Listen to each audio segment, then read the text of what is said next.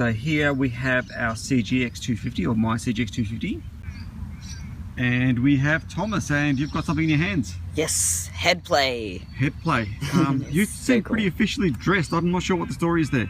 Yes, this is actually just before exams. So pretty much straight after this flight, where I'm going to be going to school to do my first exam, my maths exam. So, well, okay, so it's just maths, is it today? That's it? Yeah, and then tomorrow's a bunch of other things, and then a bunch of other things, so yeah. Okay, let's get this happening, and hopefully Thomas flies this and we don't have any blue outs or blackouts. And this is all successful. Yeah. Make it happen. Okay, so Thomas has the Headplay on. Let's see what they look like on your head. It's fine, they don't actually feel heavy. I just feel like they feel kind of heavy, but not that heavy. Okay, you're going to have to project your voice because we've just noticed one problem with the Headplays already. What? Okay, his mouth is down here. So, your audio's not coming out very good at all, so you have to project your voice. Okay. Okay. Like this? Yes. Okay, sweet. So I can hear you better now. Birds. So talk a bit louder, that's Hey, all. were there birds that just flew past? I think so, I was looking at you, so... Yeah, is there one bird flying past right now? Yes. Yeah, I can see him. That's Okay. insane. Okay, so the video quality, what's it like at the moment? It's really good. I can see the clouds really clearly, and I can see the ground really clearly, and I can actually see all the trees around us, like separate trees. Okay, it's actually worth me noting that I've actually changed out the lens. We've gone to the smaller field of view lens. Yeah, the big one was way too big. Okay, let's make it happen. There we go. Now we're ducking stuff. Now I'm gonna get used to your quad first. So take it easy with it, just get a feel for it. Are you going to take it easy? Yeah, I was taking it easy. That does look like taking it easy to me, mate. Hang on, it's so big. And don't crash anywhere, because the grass is wet. My quad's going to get wet. And Thomas is already between trees and everything. It feels like I'm in a cinema. In the cinema? Yeah. So you're flying in IMAX? Pretty much, yeah. Okay, I've got a question for you. Is it flyable? It's definitely flyable, but I think it's a bit too big. Like, hold on a sec. Here he comes past. And this is him taking it easy. It's pretty easy. The problem is, yeah, you can't see everything at once. Like, you can't focus. So you got too much to look around in? Yeah. Okay. Like, you can use your peripheral vision, but it's quite hard when you're flying. Okay, so keep in mind, Thomas is talking about mini quad flying. If you're flying an aircraft, this could be completely different. If you were flying planes, I reckon this would be the best way to do it, just because you can see so much. Like, it feels like you're actually in there. I mean, the black bars and stuff around, well, not the black bars. Now, have you had any glitches or anything? None. Any glitches at all? Nothing? A couple lines. That's okay. it. So no blue outs, blackouts, or anything like that? Not even close. I haven't even had any bad static yet. Hi guys, Paul here. And what I want you to do is keep in mind that what you're seeing is Thomas doing his first flight on the Headplays, and it's basically the first flight from beginning to end. Now, it's also worth noting that Thomas is 16 years of age, has fantastic eyesight, and doesn't wear glasses. So there you go, Thomas is using the Headplays. It's actually interesting, now that I've gotten a bit more used to it, it's kind of nicer in some ways, but it's also worse in others. I think it's very much a personal preference thing. And admittedly, you probably have to get used to this, don't you? Yeah, I mean, what you'd be doing is if you're getting like other goggles, you'd be sacrificing quality for portability, and also like, you can see okay, I've got a question for you. How do you find the dynamic range, as in the blacks and the whites and the... Really good. I could never see this clear before. I can actually see shadows properly and everything. Yeah, well, so clarity is actually significantly better. Yeah. Now, you're hiking, dude. Not really. Don't get my quad dirty. I'm not going to pick it up. Don't worry. And you've got exams. I do have exams. So I'm going to hopefully have a fly of it soon. So what you're looking at here is Thomas's first flight uncut with the Headplays, and as you can see, he's flying and doing quite a good job with them. So this video is going to be quite a long one. So if you truly want to have a good understanding about these goggles or these head-mounted display, you need to sort of stick it out to the end, because what I have done is actually got opinions from a couple of other people. That way you're not just getting my take and Thomas's take on these goggles, especially one of the guys that flew with these goggles towards the end of this video. I was really quite surprised, because he actually did better than all of us and was way more comfortable with them. And I wasn't expecting that at all, especially with flying mini quads. But anyway, some of the comments that we've had on the forum boards, etc., have been things along the lines of these goggles not being crisp enough, as in the image is a little bit soft. so hence lacking detail. What I want you to take away from that is keep in mind you can have a very small image that's really crisp and looks really sharp, but lacking in detail, and you can have a very large soft image that is far more detailed.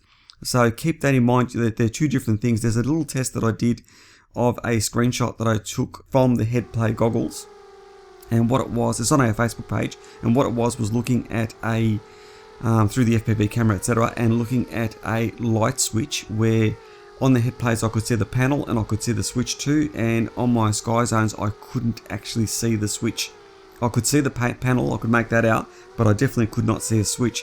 And towards the end of the video you'll see exactly what I mean by that, as in the level of detail that you do actually get with these goggles, if you can get over the hurdle of having such a big image in front of your face. Now it's also worth noting that during this flight, Thomas and myself are running with the smaller field of view lens, and we've also got the Headplay set to 4:3 mode as opposed to 16:9. And towards the end of this video, when we have a couple of other guys flying with them, we've actually switched out and gone to the bigger lens and also set to 4:3.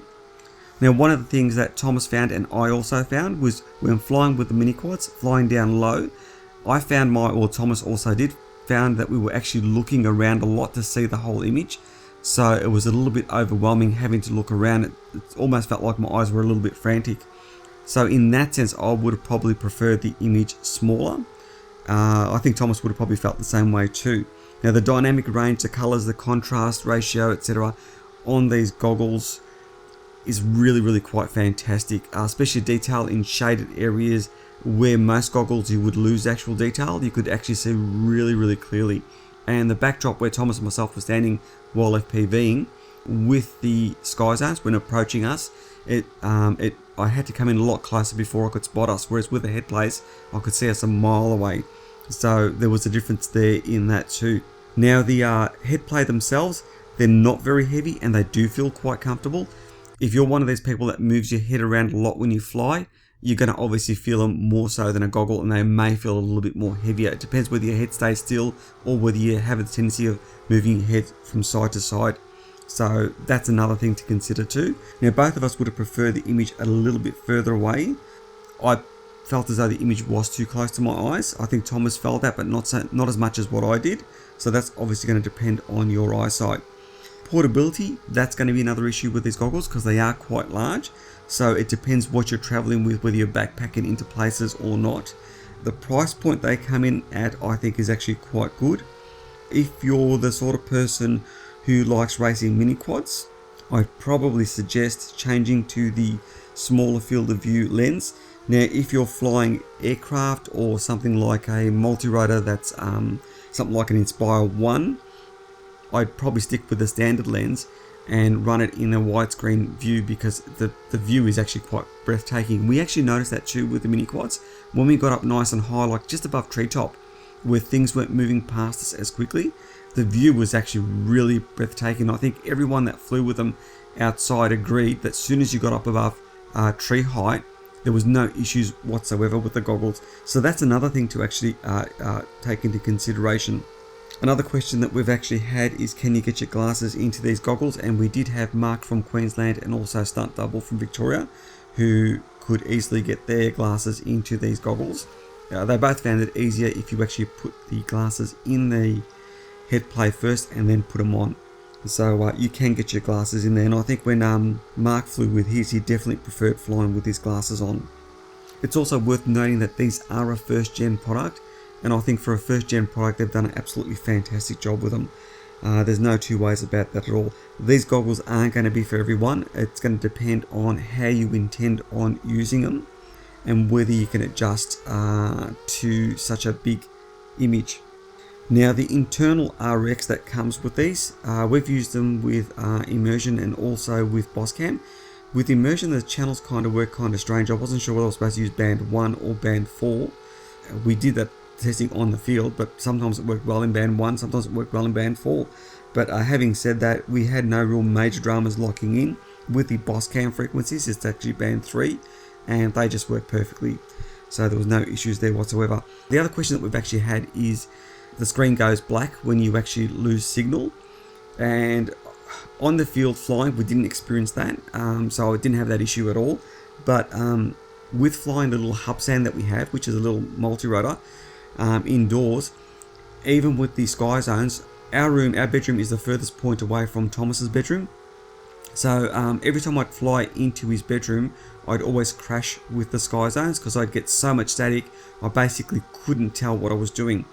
Flying with the Headplay, as soon as I got into Thomas's bedroom, the screen would basically go black and I wouldn't see anything and I would crash. And that's exactly what was happening with the sky zones. Obviously it wasn't going black, but I had so much static that there was no way knowing the aircraft was actually flyable and I would crash every time. So I'm not sure how much of an issue the black screen is going to be. From our personal perspective with the testing that we've done, I don't think it made a difference because basically the image was that poor anyway. Now, as far as feeding video signal in from another source, that could be a different thing altogether. So that's something else I'm not sure at what point it's going to go into the black screen.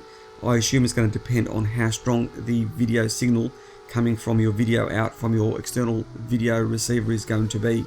That's something that we haven't tested. We've only tested the internal receiver that comes with the Headplay, and it's a very, very sensitive receiver, no two ways about it at all. Anyway, so this is some footage of Chad and Mark. Please watch this video all the way through because there's some pretty good information that comes out of this. Okay, Thomas is flying Chad's quad, and Chad's got the... He's giving me a ride along on my own quad. That's it. And he's got this big headgear on at the moment. What are your thoughts on it at the moment, Chad? It's big. I'm still undecided whether or not big is better. I think I'm going to have to fly it myself. Yep. I'm looking around a lot, more than what I would normally. I don't know whether I like that or not yet. It's able to see everything. Because Mark's reaction was the complete opposite to what I expected. I'm not sure whether that's because of the field of view on his lens. Yep. Which could have been the case. I'm not sure. Mark's also quite weird as well, so you've got to take everything he says with a grain of salt. Okay. Okay, this is Chad's quad, and Chad's about to take off and try out the Headplays. And hopefully he doesn't have fail-safe issues. He's got some issues with his quads at the moment.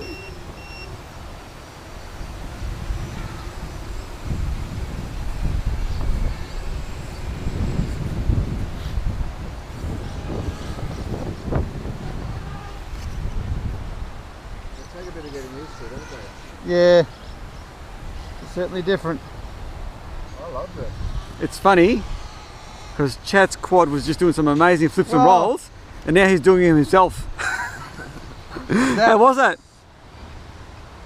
Out in the open, I got used to it. You were fine, weren't you? But in amongst the trees, I'm really not comfortable with it. My eyes are just, they're going all over the place, working overtime. I don't know whether it's something I need to get used to, but in amongst the trees, it didn't. It's hard, isn't it? I didn't like it. Yeah, I agree.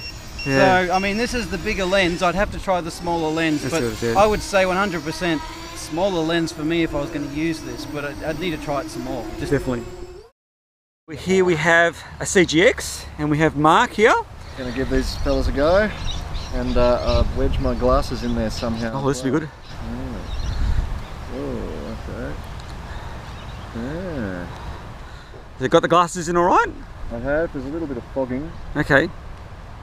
But that is a big screen, isn't it? It's a very big screen. I'm interested to know what your thoughts are when you're down low. A nice chaff bag attached to my face. We'll see if the fogging goes away. Just do it.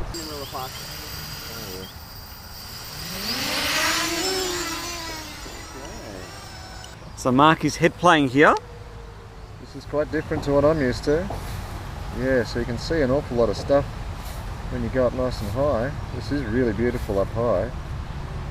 How it reacts to proximity will be an interesting question. Wow. See little things that I couldn't see before really well.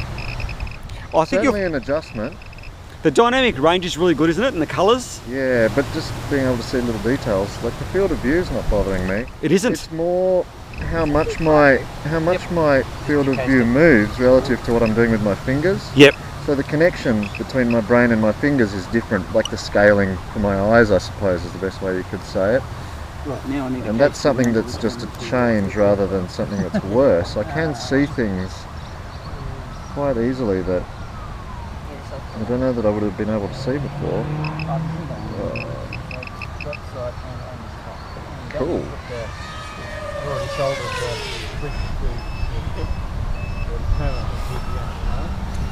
This is pretty cool. Feels like I'm flying a different quad. It does feel very different, doesn't it? Yeah. But you've done well. I mean, looks like you're going to do a full battery on it, which is interesting. Yeah, no, I'm not minding it. It's not making me feel sick or anything. Okay. The contrast is really good. Like the edges of things are standing out really nicely. Especially, I find where you've got lots of dark detail, you can see, you know. Just like normal. And I can see little branches and things. It's quite nice. And I can fit through some tiny little spots. Yep. With reasonable amount of confidence that would have taken me probably, whoops, quite a lot of... You can even make your own spots. Yeah. That's the beauty of mini quads. Yes. But you're flying well. There's no issues there I can see. Yeah, I'm surprised. I feel quite at home. And that's us. Hello. They do feel like quite a large weight on my face. Yes. Compared to the other goggles, I have to say. Well, portability is going to be an issue for sure. Oh! And I just went black for a second there.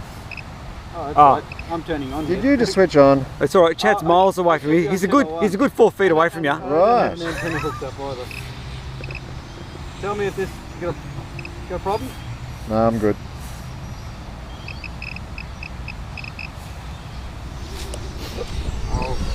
Whoops. The way I've set it up. Okay, what about some slow proximity through something a bit more dense? Okay, here he comes.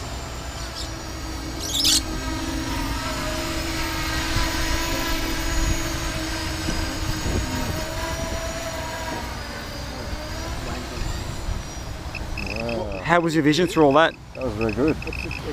I could see little branches and things. You were very, you were judging that all quite well, which is interesting. Like looking at it, because you visually went over us, there was no issues there. I could see you were like, Yep. your gap between all the edges of things were perfect. And that was easy. That's normally quite difficult. Nice. Extract my glasses Okay. from there. So what were your thoughts? I like them. I really do. Okay. No worries. Silence. That made doing proximity stuff a hell of a lot easier, especially that slow proximity, going through where you haven't been through before and just reacting when you suddenly see a twig or something like that. Yep. It just felt much more controlled, like, yeah, I wasn't having to really worry too much about what was in front of me. I knew that I'd be able to see it before I hit it. I did fully expect to hit something in there. I would have 100% sure you were going, because there was no foliage on the trees that you were going past. They were just fine twigs. Yeah, right. Nice work. Anyway, as you can see, Mark really found these goggles quite good, and he did fly exceptionally well, especially considering the conditions. It was really overcast, so a lot of the trees, especially when they did the close proximity flying, a lot of the trees didn't have much foliage, and I was almost certain that he was going to crash out or clip some of those branches, and he didn't. So that was an interesting finding. Obviously with Chad, his view was pretty much the same as ours, where he found flying the mini quads, the close proximity stuff, really difficult. He found his eyes were moving around frantically, whereas Mark didn't. Anyway, look, I hope you found this video informative. Thanks for taking the time to watch this video, and I will catch you guys later.